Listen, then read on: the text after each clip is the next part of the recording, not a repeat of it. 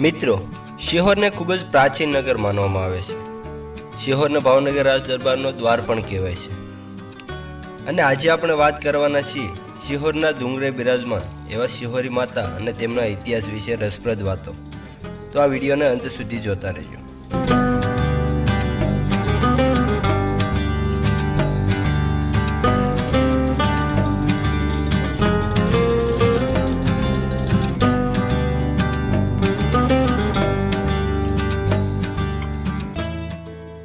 મિત્રો, શિહોરને વર્ષો પહેલાં સરસ્વતીપુર અને પછી સિંહપુર તેમજ સિંહપુરી નગર પણ કહેવામાં આવતું હતું અને હાલ તે શિહોરના નામથી ઓળખાય છે. અહીં સુંદર પહાડો, નદીઓ, તળાવો, ઝરણાઓની વચ્ચે રહેલું સુંદર શહેર આવેલું છે અને તેમાં શિહોરના ડુંગર માથે શિહોરી માનું મંદિર ખૂબ જ સુંદર લાગે છે.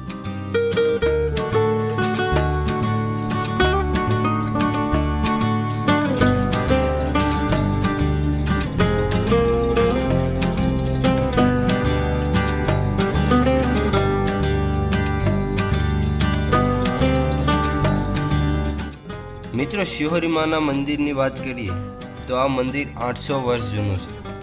મંદિરે પહોંચવા માટે 380 પગથિયા ચડવા પડે છે.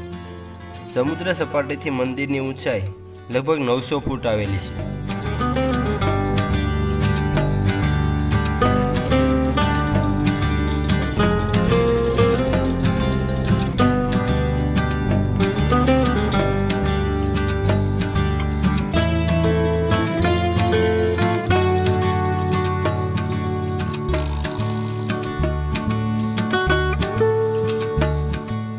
શિહોરી માતાના ઇતિહાસની વાત કરીએ તો મંદિરના પૂજારીઓ પાસેથી મળેલી માહિતી મુજબ શિહોરીમાં જાની કુળની એક દીકરી હતા.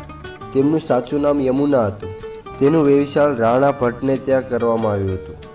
વર્ષો પહેલાં આ દીકરી એક વખત પોતાના ઘેરે સાસ વલોવી રહી હતી ત્યારે તેના માથા પરથી સુંદરીનો શેડો સરકી ગયો અને ગામના સોરે બેઠેલા જુવાનિયાઓ તેમની મજાક ઉડાડવા લાગ્યા. આ જોઈને તે દીકરીને ખૂબ જ લાગી આવ્યું અને દોડીને શિહોરના ડુંગરા ઉપર પહોંચી ગઈ. ત્યાં જઈ સૂર્યનારાયણ ભગવાનને પ્રણામ કરીને ત્યાં જ પથ્થરમાં સમાઈ ગયા. આ બધું ગામ લોકોએ નજરો નજર જોયું. પછી સૌએ તેને શક્તિનો અવતાર માની માફી માગી અને માતાજીએ પથ્થરમાંથી જવાબ આપ્યો અને તે પછી સૌ જાની, મહેતા અને ભટ્ટ સમાજના લોકો તેમને કુળદેવી તરીકે પૂજવા લાગ્યા.